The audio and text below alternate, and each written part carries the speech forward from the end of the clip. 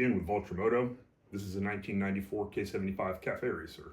To make a long story short, I've had the bike in my possession for over 10 years. It was purchased from the second owner, I believe, by a client of mine for a custom build. At that time, it had about 15,000 miles on it. They wound up quitting riding and sold the bike to me.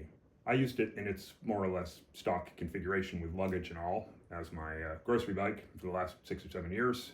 Last winter, into spring 2025, I exchanged a large number of parts between this bike and a similarly low mileage K1100 LT.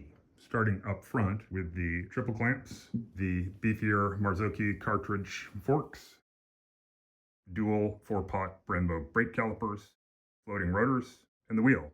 At the rear, the gearbox, swing arm with enclosed drive shaft, and final drive are all the paralever bits taken from the K1100 LT, along with the rear brake caliper, rear wheel. The exchange of parts between the two bikes was motivated by two things. One, to build the lightest possible K1100 Cafe Racer, which I sold on Bring a Trailer last spring. The second reason was to make a paralever-equipped K75, because BMW never did. After the conversion last summer, I put about 1,500 miles on this bike, and it performed flawlessly. I love the conversion. I'm going to do another one. So this setup is unusual, and it essentially requires two donor bikes to accomplish.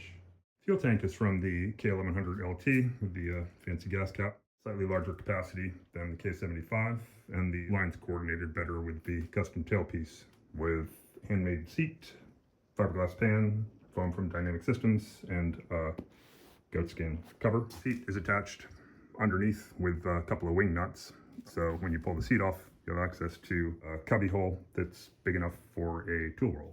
The fuel tank, the tailpiece, the compact rear fender made from a trimmed down portion of the original front fender, and the front fender, which is a trimmed down version of an R-bike fender. Those are all done in a metallic black with a 2K satin clear coat. Under the tank, we have a new lithium battery set up on a platform with rubber isolator mounts and a stainless thumb screw for a quick release of the negative terminal, borosilicate glass coolant expansion tank, and the original L-Jetronic mass airflow sensor has been removed from the now deleted airbox and hooked up to a single pod filter. Rear sets are mounted with custom one-off brackets and linkage. Master cylinder is from an R1100 oil head. On the shifter side, the custom rear set bracket includes the exhaust hanger, and I used an R1100 oil head link at the gearbox, which increases the mechanical advantage at the lever and makes shifting virtually effortless. The entire exhaust system, headers through muffler, have been recoated with the ultra-high temp Cerakote. Muffler has been repacked with ceramic wool, has some bark, but not too hard on the ears. Center stand is the final version from the K1100 LT. It's a lot sturdier than the older 2-valve bikes. I do also have the side stand, which mounts there. The cockpit has an assortment of aftermarket items, new bar and mirrors, new grips, new compact GPS speedometer, and warning lights for neutral, low fuel, low oil pressure. The clip-on bars, I used the original K-bike bars and I cut them to include the final curve so that the clip-ons are now actually adjustable on all 3 axes. 2-position ignition key, park, and run, horn,